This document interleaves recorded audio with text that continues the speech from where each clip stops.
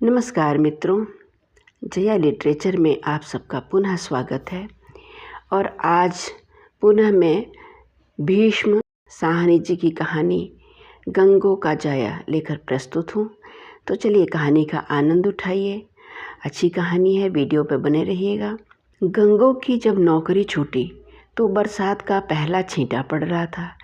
पिछले 3 दिन से गहरे नीले बादलों के पुंज आकाश में करवटें ले रहे थे, जिनकी छाया में गर्मी से अलसाई हुई पृथ्वी अपने पहले ठंडे उच्छ्वास छोड़ रही थी और शहर भर के बच्चे बूढ़े बरसात की पहली बारिश का नंगे बदन स्वागत करने के लिए उतावले हो रहे थे। यह दिन नौकरी से निकाले जाने का न था। मजदूरी की नौकरी थी बेशक, पर बनी रहती तो इसकी स्थिरता में गंगो भी बरसात के छींटे का शीतल स्पर्श ले लेती।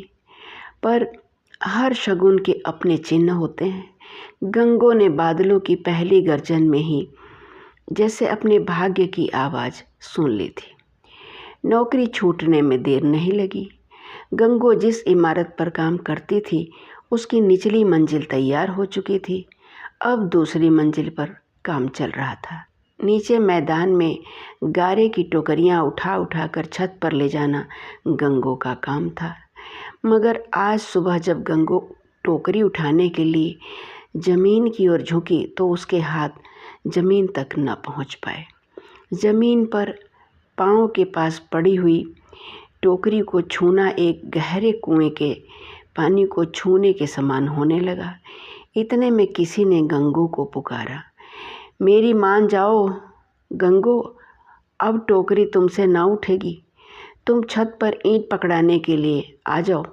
छत पर लाल ओढ़नी पहने और 4 ईंटें उठाए दूल्हो मजदूरन खड़ी उसे बुला रही थी। गंगो ने न माना और फिर एक बार टोकरी उठाने का साहस किया, मगर होंठ काट कर रह गई। टोकरी तक उसका हाथ न पहुंच पाया। गंगो के बच्चा होने वाला था। कुछ ही दिन बाकी रह गए थे। छत पर बैठकर ईंट पकड़ने वाला काम आसान न था। एक मजदूर नीचे मैदान में खड़ा एक एक ईंट उठाकर छत की ओर फेंकता और ऊपर बैठी हुई मजदूरन उसे झपट कर पकड़ लेती। मगर गंगो का इस काम से खून सूखता था। कहीं झपटने में हाथ चूक जाए और उड़ती हुई ईंट पेट पर आ लगे तो क्या होगा। ठेकेदार हर मजदूर के भाग्य का देवता होता है। जो उसकी दया बनी रहे तो मजदूर के सब मनोरथ सिद्ध हो जाते हैं, पर जो देवता के तेवर बदल जाएं तो अनहोनी भी हो के रहती है। गंगो खड़ी सोच ही रही थी कि कहीं से मकान की परिक्रमा लेता हुआ ठेकेदार सामने आ पहुंचा। छोटा सा पतला शरीर, काली टोपी, घनी घनेरी मूँछों में से बीड़ी का धुआं छोड़ता हुआ गंगो को देखते ही चिल्ला उठा, खड़ी देख क्या रही है? उठाती क्यों नहीं? जो पेट निकला हुआ था तो आई क्यों थी? गंगो धीरे धीरे चलती हुई ठेकेदार के सामने आ खड़ी हुई।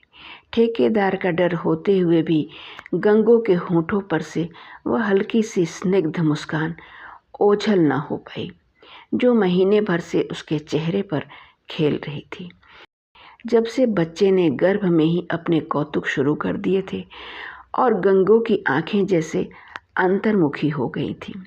ठेकेदार झगड़ता तो भी शांत रहती और जो उसका घरवाला बात बात पर तिनक उठता तो भी चुपचाप सुनती रहती। काम क्यों नहीं करूँगी? छत पर ईंटें पकड़ने का काम दे दो, वह कर लूँगी, गंगो ने निश्चय करते हुए कहा। तेरे बाप का मकान बन रहा है, जो जी चाहेगा करेगी। चल दूर हो यहाँ से, आधे दिन के पैसे ले और दफ़ा हो जा। हरामखोर आते हैं। तुम्हें क्या फ़र्क पड़ेगा? दूल्हो मेरा काम कर लेगी, मैं उसकी जगह चली जाऊँगी। काम तो होता रहेगा। पहले पेट खाली करके आओ, फिर काम मिलेगा। क्षण भर में ठेकेदार का रजिस्टर खुल गया और गंगो के नाम पर लकीर फिर गई। ऐन उसी वक्त बारिश का छींटा भी पड़ने लगा था। गंगो ने समझ लिया कि जो आसमान में बादल न होते तो काम पर से छुट्टी न मिलती। आकाश में बादल आए नहीं कि ठेकेदार को काम खत्म करने की चिंता हुई नहीं। इस हालत में गर्भ वाली मजदूरन को कौन काम पर रखेगा। गंगो चुपचाप ओढ़नी के पल्ले से अपने गर्भ को ढकती हुई बाहर निकल आई। उन दिनों दिल्ली फिर से जैसे बसने लगी थी। कोई दिशा या उपदिशा ऐसी न थी जहाँ नई आबादियों के झुरमुट न उठ रहे हों।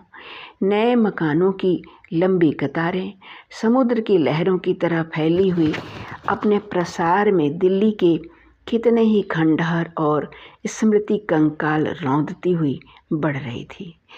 देखते ही देखते एक नई आबादी गर्व से माथा ऊंचा किए समय का उपहास करती हुई खड़ी हो जाती। लोग कहते दिल्ली फिर से जवान हो रही है। नई आबादियों की बाढ़ आ गई थी। नया राष्ट्र, नए निर्माण कार्य, लोगों को इस फैलती राजधानी पर गर्व होने लगा था। जहाँ कहीं किसी नई आबादी की योजना पनपने लगती तो सैकड़ों मजदूर खींचे हुए अपने फूस के छप्पर कंधों पर उठाए वहाँ जा पहुँचते और उसी की बगल में अपनी झोंपड़ी की बस्ती खड़ी कर लेते। और जब वह नई आबादी बनकर तैयार हो जाती तो फिर मजदूरों की टोलियाँ अपने फूस के छप्पर उठाए किसी दूसरी आबादी की नींव रखने चल पड़ती। मगर ज्यों ही बरसात के बादल आकाश में मंडराने लगते तो सब काम ठप हो जाता और मजदूर अपने झोंपड़ों में बैठे आकाश को देखते हुए चौमासे के दिन काटने लगते। कई मजदूर अपने गांवों को चले जाते, पर अधिकतर छोटे मोटे काम की तलाश में सड़कों पर घूमते रहते। काम इतना न था जितने मजदूर आ पहुंचते थे। दिल्ली के हर खंडहर की अपनी गाथा है, कहानी है, पर मजदूर की फूस की झोंपड़ी का खंडहर क्या होगा और कहानी क्या होगी। हंसती खेलती नई आबादियों में इन झोंपड़ों का या इन नए झोंपड़ों में खेले गए नाटकों का स्मृति चिन्ह भी नहीं मिलता। उस रात गंगू और उसका पति घीसू देर तक झोंपड़े के बाहर बैठे अपनी स्थिति का सोचते रहे। जो छुट्टी मिल गई थी तो घर क्यों चली आई, कहीं दूसरी जगह काम देखती। देखा है इस हालत में कौन काम देगा। जहाँ जाओ ठेकेदार पेट देखने लगते हैं। झोंपड़े के अंदर उनका 6 बरस का लड़का रीसा सोया पड़ा था। घीसू कई दिनों से चिंतित था। 3 आदमी खाने वाले और कमाने वाला अब केवल एक, और ऊपर चौमासा और गंगू की हालत। उसका मन खींच उठा। अगर और 15-20 रोज मजदूरी पर निकल जाते तो क्या मुश्किल था। गर्भ वाली औरतें बच्चा होने वाले दिन तक काम पर जुटी रहती हैं। घीसू गठीले बदन का, नाटे कद का मजदूर था। जो किसी बात पर तिनक उठता तो घंटों उसका मन अपने काबू में न रहता। थोड़ी देर चिलम के कश लगाने के बाद धीरे धीरे कहने लगा, तुम गांव चली जाओ। गांव में मेरा कौन है। तू पहले से ही सब पाठ पढ़े हुए है। तू इस हालत में जाएगी तो तुझे घर से निकाल देंगे। मैं कहीं नहीं जाऊंगी। तुम्हारा भाई जमीन पर पाँव नहीं रखने देगा। 2 दफ़े तो तुमसे लड़ने मरने की नौबत आ चुकी है। तो यहाँ क्या करेगी। मेरे काम का भी कोई ठिकाना नहीं। सुनते हैं सरकार ज़्यादा मजदूर लगाकर 3 दिन में बाकी सड़क तैयार कर देना चाहती है। मरम्मती काम तो चलता रहेगा, गंगू ने धीरे से कहा।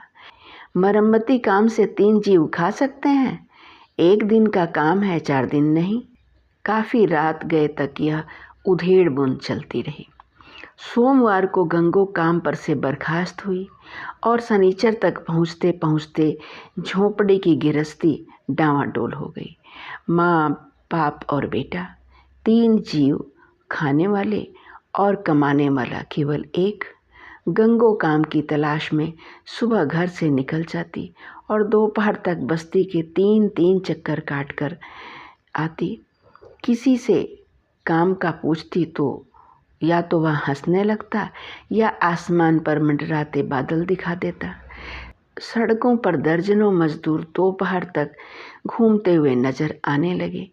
फिर एक दिन जब घीसू ने घर लौटकर सुना दिया कि सरकारी सड़क का काम समाप्त हो चुका है तो घीसू और गंगो मजदूरों के स्तर से लुढ़क कर आवारा लोगों के स्तर पर आ पहुँचे। कभी चूल्हा जलता, कभी नहीं।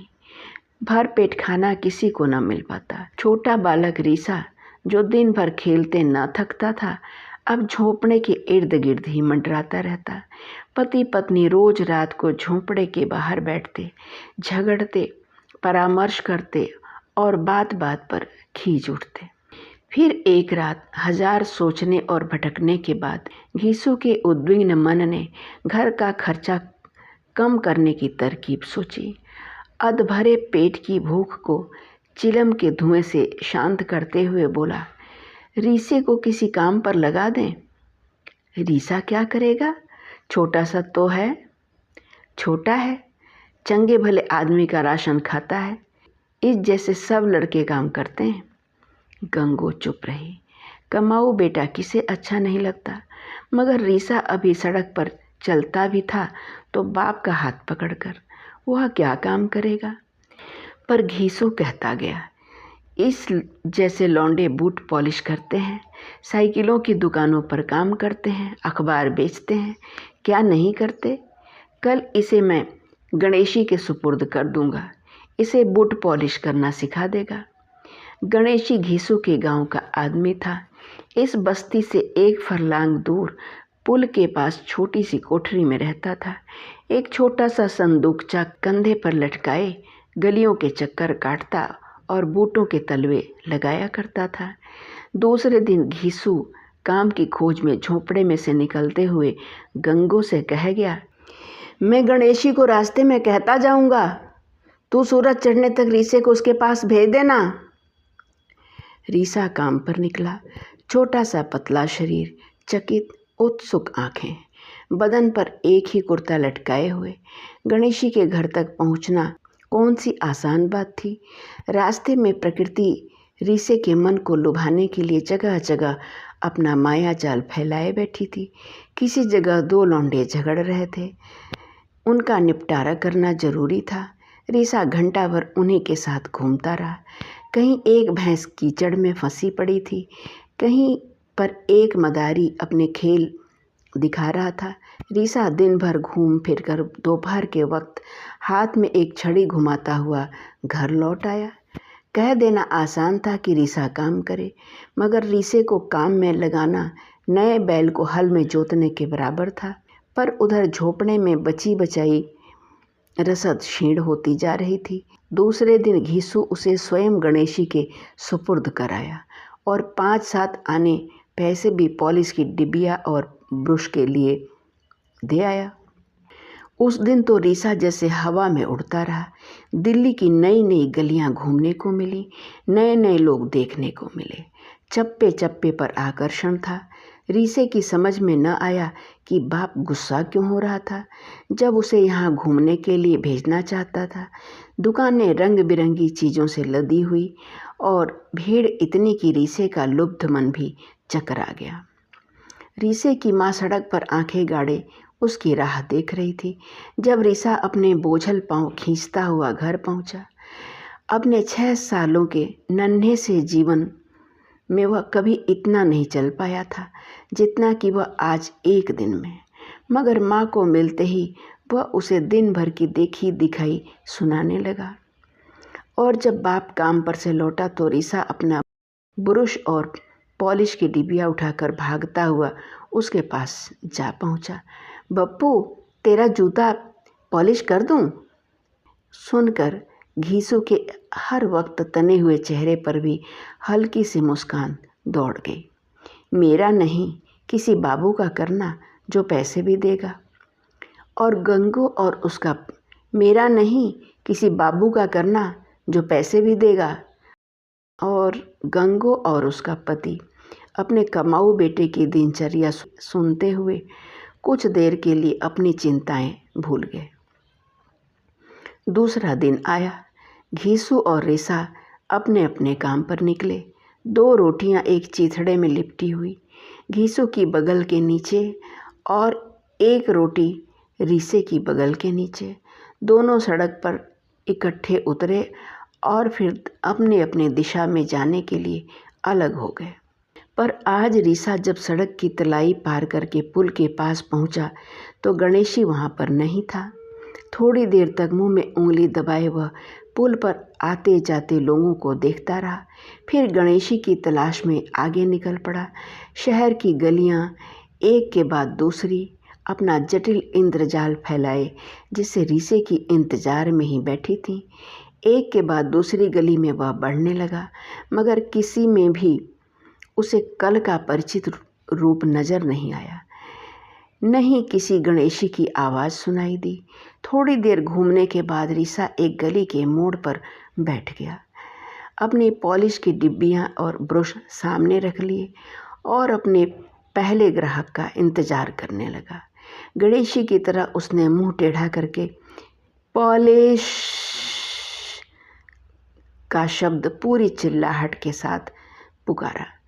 पहले तो अपनी आवाज़ ही सुनकर स्तब्ध हो रहा, फिर निसंकोच बार बार पुकारने लगा। 5-7 मर्तबा ज़ोर ज़ोर से चिल्लाने पर एक बाबू जो सामने एक दुकान की भीड़ में सौदा खरीदने के इंतज़ार में खड़ा था, रीसे के पास चला आया। पॉलिश करने का क्या लोगे? जो खुशी हो दे देना। रीसे ने गणेशी के वाक्य को दोहरा दिया। बाबू ने बूट उतार दिए और दुकान की भीड़ में फिर जाकर खड़ा हो गया। रीसे ने अपनी डिब्बियाँ निकाली।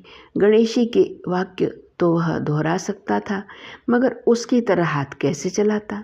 बूट पर पॉलिश क्या लगी जितनी उसकी टांगों, हाथों और मुंह को लगी।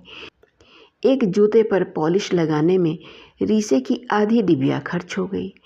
अभी बूट के तलवे पर पॉलिश लगाने की सोच ही रहा था कि बाबू सामने आन खड़ा हुआ। रीसे के हाथ अनजाने में ठिठक गए। बाबू ने बूटों की हालत देखी। आओ देखा न ताओ जोर से रीसे के मुंह पर थप्पड़ दे मारा, जिससे रीसे का मुंह घूम गया। उसकी समझ में न आया कि बात क्या हुई है।